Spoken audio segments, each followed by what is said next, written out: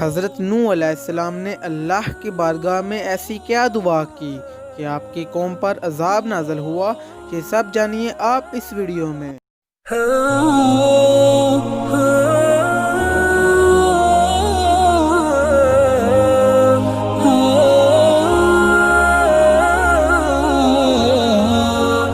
بسم اللہ الرحمن الرحیم۔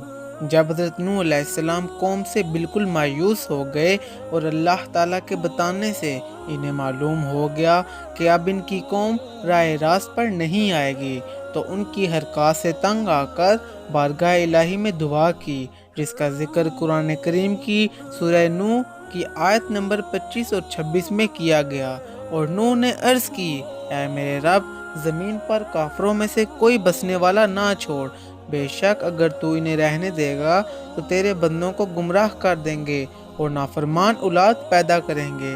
اس طرح حضرت نوح علیہ السلام کی دعا قبول ہوئی اور انہیں طوفان سے بچنے کے لیے کشتی بنانے کا حکم ہوا، جس کا ذکر قرآن کی سورہ ہود کی آیت نمبر 37 میں کیا گیا ہے۔ اور کشتی بنا ہمارے سامنے اور ہمارے حکم سے، اور ظالموں کے بارے میں مجھ سے بات نہ کرنا، وہ ضرور ڈوب جائیں گے۔ بس لہٰذا حضرت نوح علیہ السلام نے اللہ تعالیٰ کے حکم کے مطابق شہر سے الگ ایک مقام پر کشتی بنانے لگے، کیونکہ انہیں بتا دیا گیا تھا کہ عنقریب ایک خطرناک طوفان اس قوم پر آنے والا ہے، جس میں یہ سب ڈوب جائیں گے اور صرف مومن اللہ تعالیٰ کے عذاب سے محفوظ رہیں گے۔ اور اب ہماری نگرانی میں کشتی تیار کر لیجئے، اور طوفان کی نشانیاں ظاہر ہوں تو آپ اپنے ماننے والوں کو فوراً کشتی میں سوار کر لیں، اور اس بات کا خیال رہے کہ کسی ظالم کے بارے میں ہماری بارگاہ میں سفارش مت کریں، کیونکہ انہیں ضرور ہی ڈوبنا ہوگا۔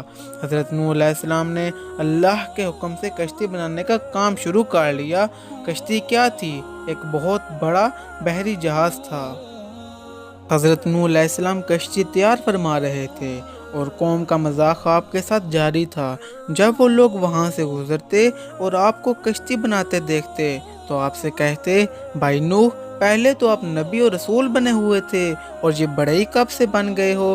کیا تم پیغمبری سے اکتا گئے ہو جو یہ بڑھئی کا کام شروع کر دیا ہے؟ اور کوئی کہتا تھا کہ بھائی، یہ سمندروں اور دریاؤں سے دور کشتی بنانے کا کیا تک ہے؟ یہاں تو پانی کا نام و نشان بھی نہیں ہے، پھر یہ کشتی کہاں پر چلاؤ گے؟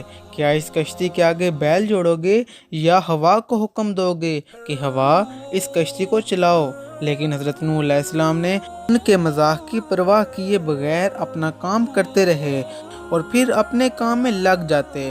اس طرح حضرت نوح علیہ السلام نے ایک مضبوط کشتی تیار کی اور اللہ کے حکم کا انتظار فرمانے لگے، اور اللہ تعالیٰ نے انہیں وحی کے ذریعے بتایا کہ جب ہمارا حکم ہوگا تو طوفان کی نشانیاں ظاہر ہوں گی، تو آپ تمام مومنوں اور جانداروں کو لے کر کشتی میں سوار ہو جانا۔